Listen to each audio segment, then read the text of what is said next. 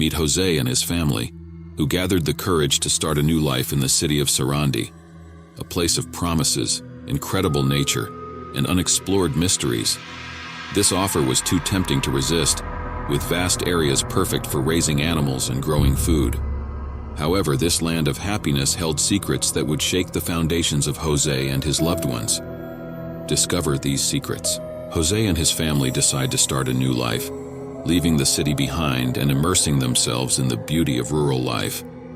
Through their connection to the countryside, they embark on a journey of discovery. Friendships are formed, and humans and nature interact harmoniously. The land becomes their home, and every seed planted is a step towards building a new community.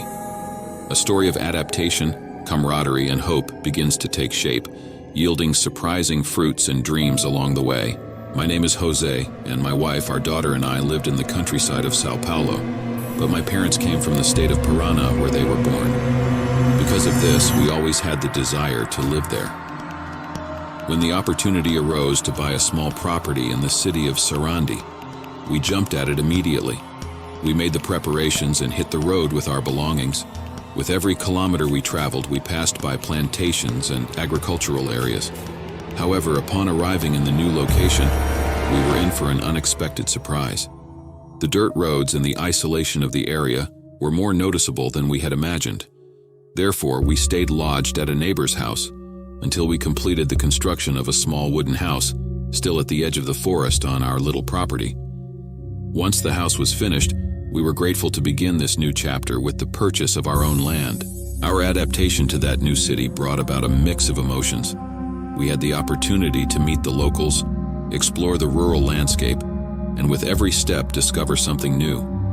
The relationships with those who lived there made us feel like we were becoming a part of the place and gradually weaving ourselves into the community. I remember those long afternoons preparing the land and building small installations on the property. It was an ongoing journey of discovery, a process of adjusting to a way of life so different from what we had experienced before.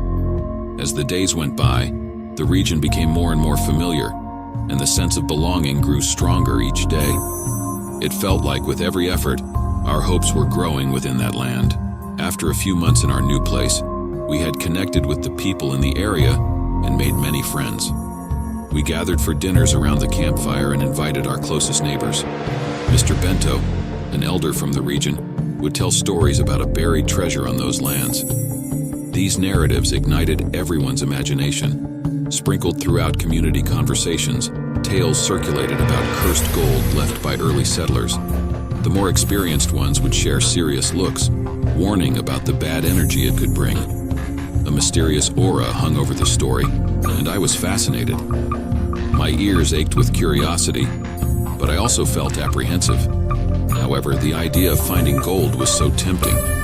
The only thing I didn't know was that these stories don't always lead to wealth. Sometimes they bring us problems we never imagined. One night I had a disturbing dream. There was something unsettling about it that deeply affected me. I saw a road that I recognized, with a fence and a tree. On the roadside bank, something was buried. At first, it appeared to be a box, and I imagined it might hold riches. So I began to dig eagerly. However, when I opened it, it wasn't what I expected. It was a coffin. There I stood with my hands dirty from the earth, facing a skeleton draped in piles of gold and beautiful chains. It felt so real that when I woke up, my heart was pounding as if it wanted to leap out of my chest. I told my wife about it, and she was as terrified as I was. The dream seemed more than just a dream. It felt like the past was trying to convey some message to me. Sylvia, my wife, was frightened when I told her about my dream. She never liked to get involved in dangerous or supernatural things and tried to convince me not to pursue it. After all, she knew there could be consequences to my ventures and ambition. However, it felt like I was being drawn to unravel this secret, despite my wife's concerns. I was stubborn enough not to resist the idea that there was some truth to it all. My desire to unearth the buried gold drove me forward, even though it left Sylvia fearful. This saddened me deeply, but I was at a loss for how to help. It seemed like something sinister was lurking nearby, and it significantly destabilized our home.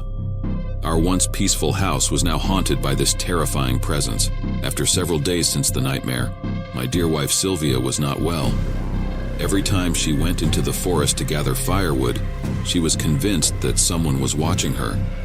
She became so terrified that she ended up fearing being alone inside the house. Driven by curiosity and greed, I decided to go to the location for my dream. When I arrived, it was exactly like in the dream. The area, the road, everything. But it didn't unfold as I expected. Upon reaching there, a strange sensation paralyzed me. It was as if I had a premonition. An inexplicable fear gripped me. Curiosity urged me forward, but terror held me back in that spot. I wanted to unravel the mystery, but something inside told me to stay away. This mix of emotions was overwhelming and incomprehensible to me, so I decided to return home. However, on the way back, I felt a slight regret for visiting that mysterious place. The feeling I experienced upon arrival was not a good one. Indeed, something sinister followed me back home. That evening, we gathered and enjoyed a delightful dinner, chatting about the farm. Finally, it was time to sleep. However, shortly after, I had a terrible dream that gave me the sensation of being pursued by something unknown. When I woke up, my wife was also awake due to my moans and screams.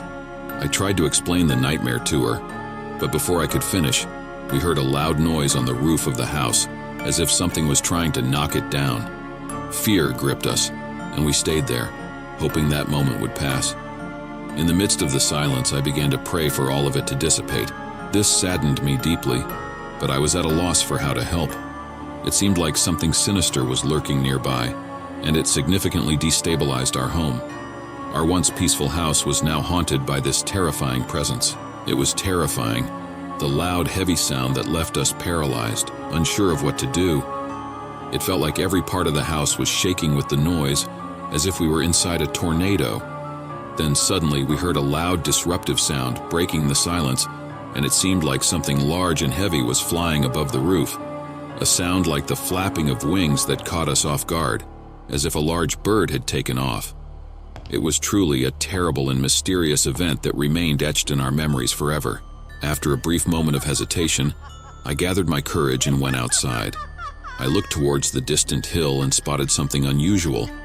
What appeared to be a giant bat was flying in the distance, above the trees, gliding over the treetops. The moonlight reflections illuminated the creature as it swiftly moved through the air. In a matter of moments, it disappeared into the nearby mountains. I felt powerless to deal with the situation, my mind filled with confusion as I tried to unravel what was before my eyes.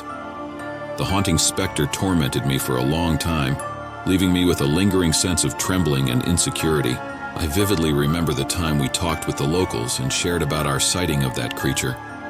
An elderly woman named Maria listened intently as we recounted the experience. Her wrinkled gaze seemed to carry a sense of familiarity, perhaps recognizing something in what we were saying.